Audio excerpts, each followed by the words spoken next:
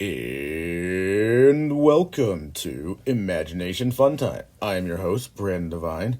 Hi, how are you? It is Sunday, January 20... No, Sunday, January 14th, 2024. It's weird to say 2024. It feels like the future. As a kid, I always thought this was the future. Now it's now. And now the future is later. It's a weird concept. Currently, it is about like 5 degrees out here in Arkansas. It is snowing outside, and also a rare thing for this area. Did not go into work today because the roads are just too slick to be able to make it up there, and just did not want to give it the old college try. I gave it the old American college try, which is I didn't. But just sitting here in my apartment, I got coffee, I got snacks, got my PlayStation 2 hooked up, playing Spyro. It really feels a lot like childhood. Feels a lot like what I would do as a child during a snowy day. Besides going out, I'd also go outside and play in the snow, and I would go skiing and stuff like that. But also, just sitting around just a nice warm house, or in this case, apartment, on a cold, snowy day, and just like playing PlayStation or watching movies or something is always such a fun pastime of mine. Goddamn, the song Longview by Green Day really does apply to so many people's lives. If you've never listened to that song, it's just about about people who just sit around, smoke weed all day, and just end up having nothing to do and are just so bored with themselves. And it turns out that just really applies to so many people in life. Are you one of those people? Be honest with yourself, are you? You just might be. I know I am.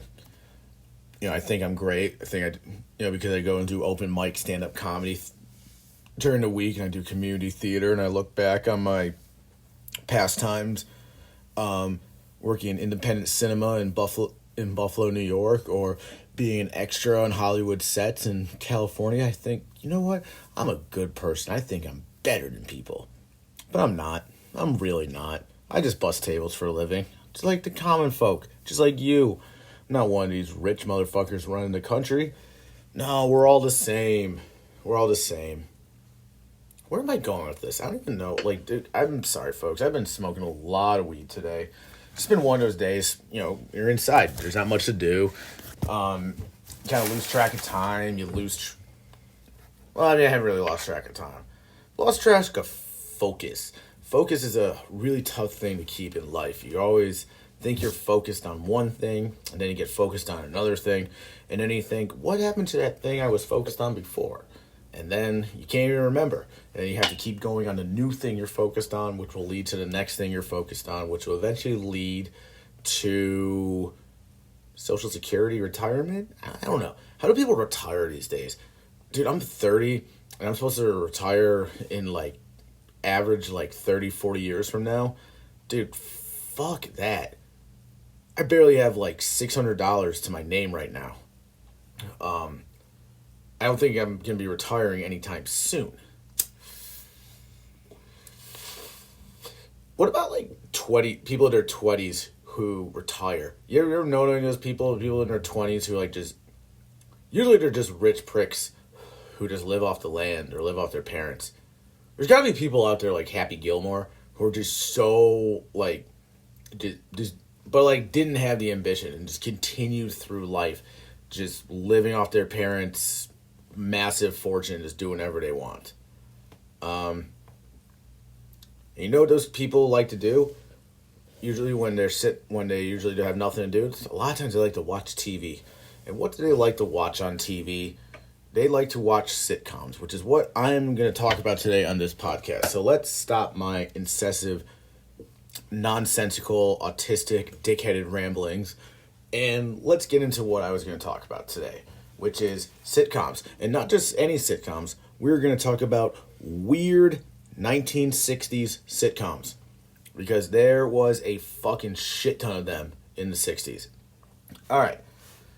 Now, I chose sitcoms because sitcoms are truly an American staple. since the beginning of television, since the real beginnings of television in the 1950s when it was introduced to the masses, sitcoms have always been a staple. In the 1950s, the two biggest ones were I Love Lucy and Honeymooners. But and those are both great. And I've only seen like clips of the Honeymooners, but I've definitely watched several I Love Lucy episodes because my mom used to have it on all the time when I was young, years ago when I was still living back in Buffalo. But then you lead into, but that was also like that was the first decade of American sitcoms.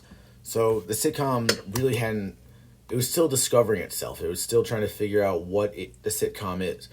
And by it, I mean the people running the studios and the people running the productions. They still were just trying to figure out, how, this is a new format. So far, for the past, 40, 50 years, all people have had was movies to go to for cinema. So this whole new medium of television, this new medium of filmmaking was just like I keep saying, new. It was new to everybody. So it was learning, it was growing, and basically it was a child at this point. Television was just like the equivalent of a child. And, with children, you get a lot of really weird shit. Any parents out there listening or anybody out listening to this who's worked with kids, has kids, is around kids, know that kids are fucking weird, dude. Children are the weirdest. They're amazing. They're amazing. Kids are fucking great, most of them, unless they're fucking assholes. But kids are also weird as fuck. I worked at the YMCA for 7 years, and goddamn, dude, some of those kids, especially the boys, were fucking weird, dude.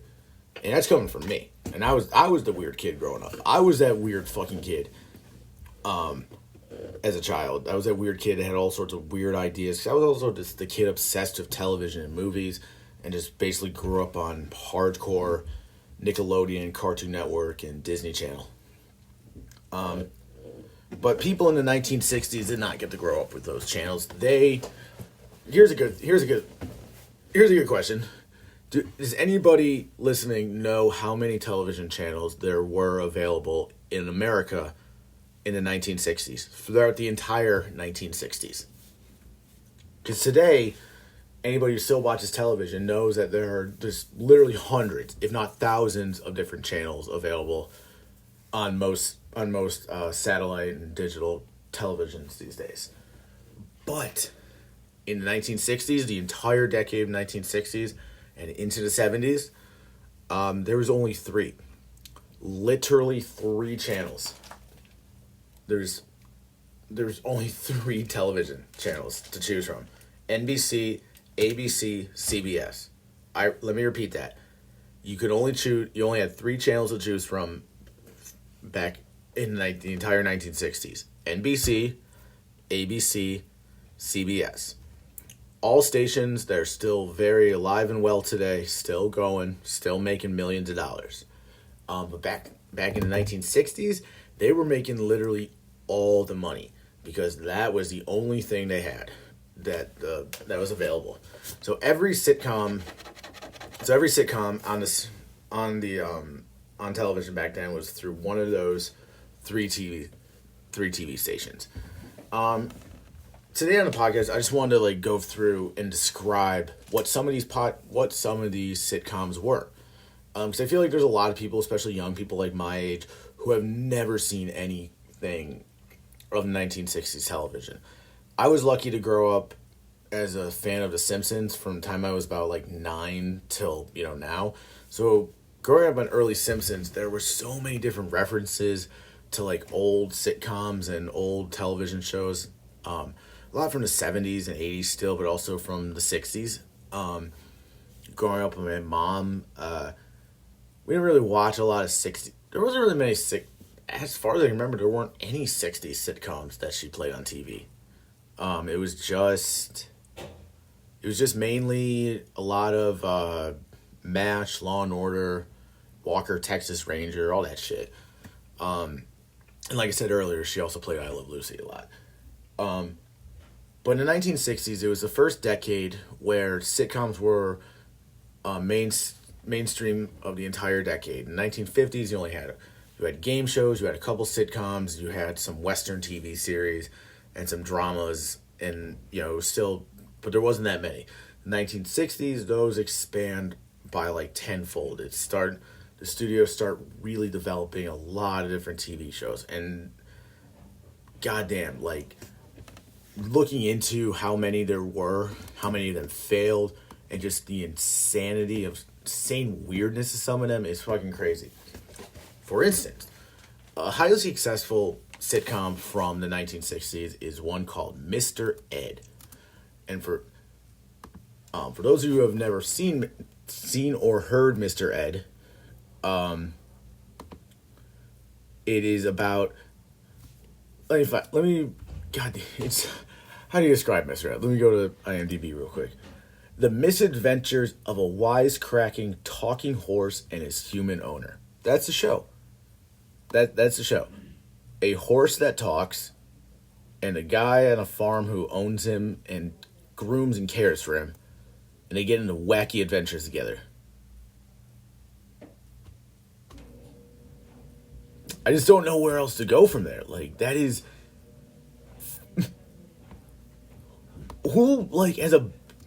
How do you approve something like that? Who fucking thought that was a good idea for a sitcom? And it lasted 143 episodes. You can get so many stories out of a fucking horse. I just can't even imagine. Do you think people, there have to have been so many people back then when they were watching Mr. Ed just thinking, what the fuck is this? What the fuck? Why is this horse talking? Why is this guy continuing to talk to a horse? What are they doing? It's a weird sitcom. It is a fucking weird ass sitcom. But it's not the weirdest. There's so many other ones. For instance, My Mother, the Car. The premise features a man whose deceased mother is reincarnated as an antique car who communicates with him through the radio. This grown man, his mother died. The man played apparently by Jerry Van Dyke, the younger brother of the great Dick Van Dyke. And his mother dies and is reanimated as a car. A 1928 Porter touring car. And his mom communicates with him through the radio.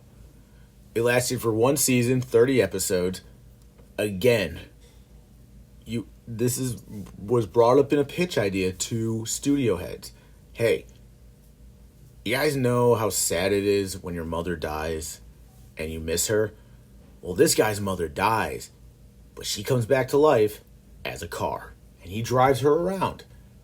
And she communicates with him through the radio.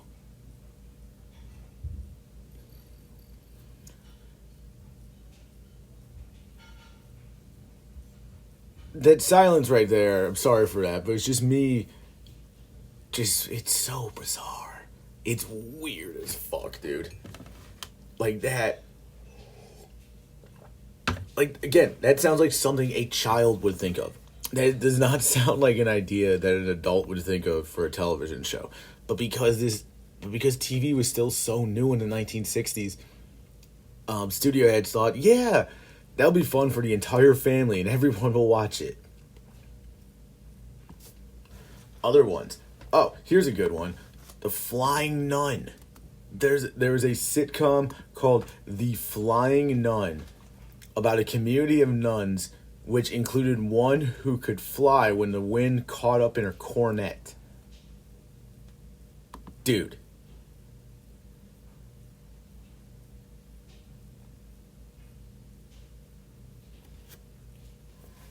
It's about... obviously it's about a nun who can fucking fly. It's starring Sally Field. Sally Field, for those of you who don't know, she's best known for her movie roles in legendary movies such as Mrs. Doubtfire, Forrest Gump, Steel Magnolias. She's won an Academy Award. I think she won an Academy Award. Yes. But it's just like, dude, here's a nun and she flies.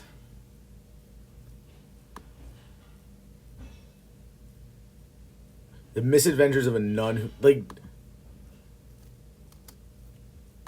again, I just fucking can't believe, like, it's so weird looking back on the 1960s and just thinking about, like, thinking that these were all good ideas and that money, like, lots of fucking money to produce a sitcom, even if it was a failed sitcom, even if it's a failed sitcom that lasts for one season and less than 10 episodes, that is still millions of dollars being poured into that endeavor just for it to fucking fail. Let's keep going. One of the more successful sitcoms of the 1960s is one called Bewitched. It's a fantasy sitcom about a witch who marries an ordinary mortal man and vows to lead the life of a typical suburban housewife. That one right there sounds like a fantasy because if you ask like tons of modern day women, hey, would you rather be a classic suburban housewife or would you rather be a fucking witch who could fly in a broom and had powers? Any sane woman would be like, dude, fuck yeah, I want powers. I want to fly around and put curses on people. They'd probably go try and go curse their ex-boyfriends or shit like that. But still, it's about a woman who had magical powers. And she decided, you know what? I want to get married to a fucking man who has no powers, and I want to just be his wife. It was a really successful show. I never watched Bewitched. Honestly, I'll be honest, every television show I'm talking about on this podcast, I have not watched one episode of it because there's just so many of them out there. There's so many of them out there, and I don't know, I'm lazy. But doesn't mean I'm not somewhat wrong, right? I don't know, I'm just probably being a dickhead. But, dude, let's keep going. Well, there's many other sitcoms. Car 54, Where Are You? This is a sitcom about two mismatched New York City police officers who patrol the fictional 53rd precinct in the Bronx. Okay, so this takes place in the Bronx in 1961 to 63. So at this point, I think the Bronx still is, if you can call it, like, middle class, working class, and not like the complete burned out apocalyptic shithole that it would become during the 1970s and 80s. It's just a show about two guys who just, like, goddamn, dude. What do you think? Like, this is still like the time where I'm thinking, like, dude, people sat and watched this and had such a great time. This is also still during the time when, like, kids would go outside and play and have fun and do all sorts of, like, things that kids have probably been doing for hundreds of years.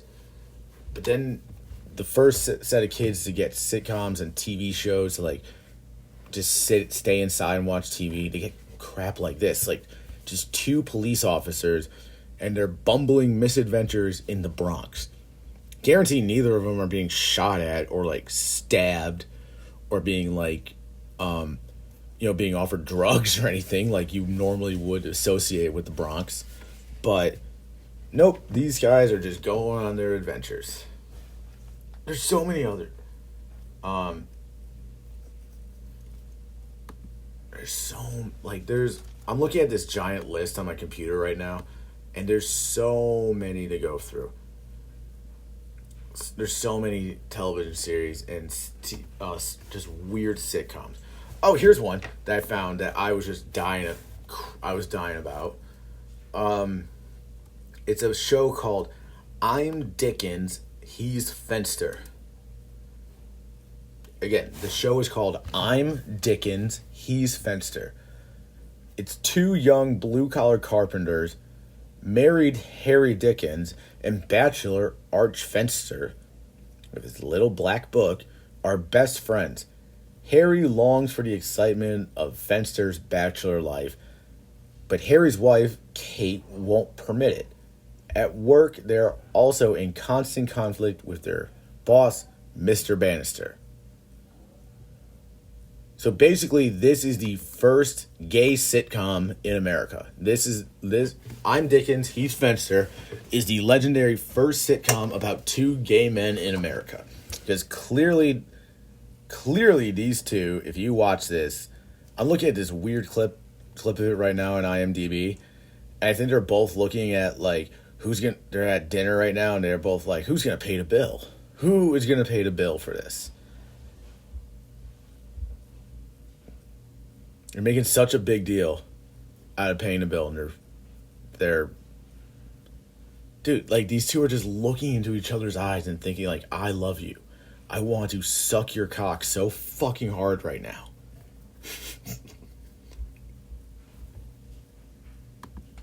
I mean, the concept of this sitcom is definitely like a lot better than some of the weirder sitcom concepts. You know, like just two guys, one's married, one's single. The married guy hates his life. The single guy is just carefree and having fun, and the married guy wishes he had the life of a single guy. That one's not as weird, but clearly these two are just super gay for each other. But I guarantee on the show they're not going to come out and say it, because it's the 1960s, and that was still very frowned upon in America, very sadly. Very, very sadly. And I wish these two would just get... Like, I'm watching this clip. I'm looking at this clip right now on IMDb, and these two are clearly in love with each other. These two clearly just want to live with each other. They want to have brunch together. They want to have a little dog together. They take on walks through the park at night. They want to go on vacations to Cabo, and they want to have a good fucking... Oh, he's reaching over. He's grabbing the bill. They make weird Abbott and Costello looking comedy faces. He's frozen in place. Oh, his friend's touching him. Oh, he's touching his face. He's loving it. Oh, see, the touch and embrace of his true love in life brought him out of this daze that he had looking at a bill at the restaurant. So, I'm Dickens, he's Fenster, the first gay sitcom in America. Highly recommend it. What else we got?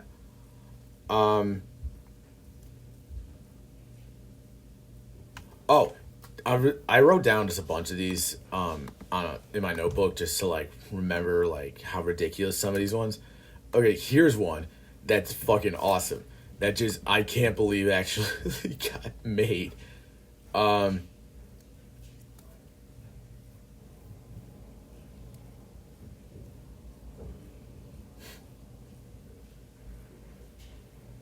It's called The Ugliest Girl in Town. This one would never fly today. This one would get canceled. Like, if you brought up the concept of this sitcom to a modern day major studio, dude, you would get canceled. You would get cancel cultured before you even left the studio pitch room. Because there would be some microphone in there eavesdropping and hearing the pitch for this show. It's okay. The Ugliest Girl in Town lasted for 18 episodes. The misadventures of a man disguised as a female model in London, England, to be with a woman he loves. So this man goes to England and he disguised himself. Timothy Blair is a Hollywood talent agent. He falls in love with Julie Renfield, a British actress who's visiting the United States to do a movie. After the movie is finished, she returns to England to help his brother Gene complete a photography assignment. Timothy dresses as a hippie and poses for a photo shoot. The photos are sent to a modeling agent in England who assumes they are of a woman. He offers her a job. Knowing this would be his only chance to go to Great Britain and be with Julie, Timothy accepts and dubs himself Timmy. Timothy has 2 weeks of vacation.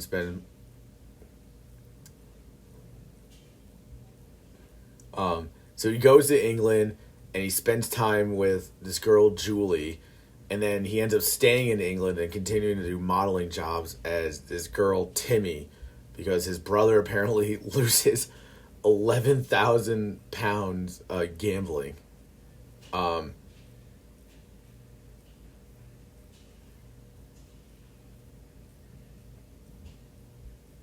Dude, you would never get.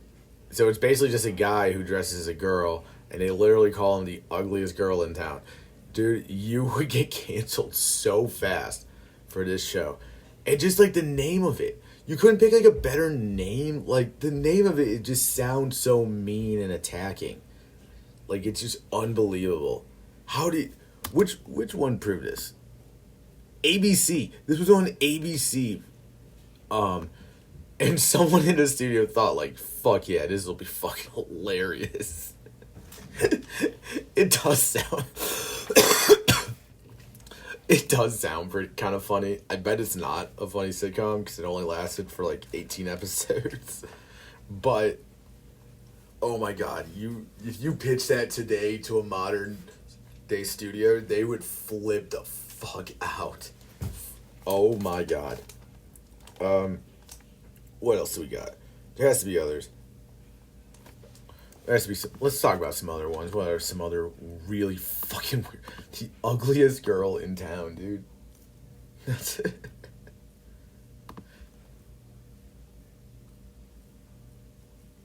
Oh yeah, one that was actually like really successful. That was a very highly successful sitcom in the 1960s. It ended in the 1970s, but it ran for 6 seasons.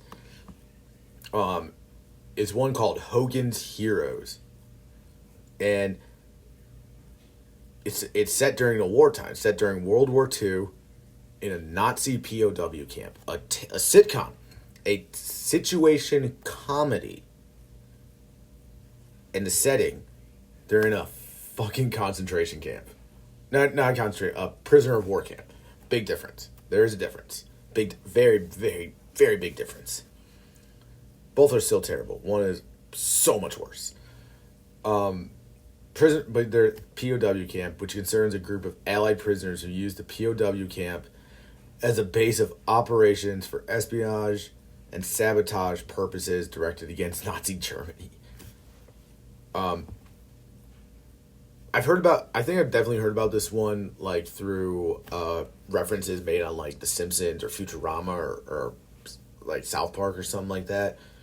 But last year, was it last year or the year before? I think it was the year before. There was a short mini series called The Offer I think it was on Paramount Plus, where it's a docudrama about the making of The Godfather. And the producer of The Godfather is one of the creators of Hogan's Heroes. And in the first episode, it shows him in the studio office during a pitch meeting trying to pitch sitcom ideas to the studio. And this was the last one he pitched, where all of his other ones failed. He's like, well, how about an idea? I got an idea for a sitcom set in a Nazi POW camp. And the studio's like, I'm listening. And such a dark idea that turned out really well. I should actually really check that one out. I've never seen it. It's probably funny as fuck. If it lasted for that long, it's definitely gotta be funny. Let's see, what else we got? Oh yeah, this is the other one I found out. I found out about that made me just as weirded out just as much as, like, the ugliest girl in town. There was a television sitcom. Where is it? Sorry, I'm pulling up. It's called My Living Doll. A psychiatrist is given care of Rhoda Miller, real name AF709, a lifelike but A lifelike, sophisticated, but naive android that eventually learns how human society works and begins showing, or at least emulating, rudimentary emotions. So basically, a guy is given a super hot android that is super dumb and is just like basically a child. It's basically a lot of guys' fantasies because like clearly this doll is fuckable. They would not, whoever made this living doll, Rhoda Miller, clearly did their job well because it looks just like a real person. I mean, it's almost as if like you would think this woman's like a real person if you watch it. But again, like this was on TV. It only lasted, according to IMDb, 26 episodes in 1964 to 1965. But there had to been people like sitting down watching it thinking like, dude, he's got to be fucking that doll. Dude, he's got to be plowing that fucking robot every single night.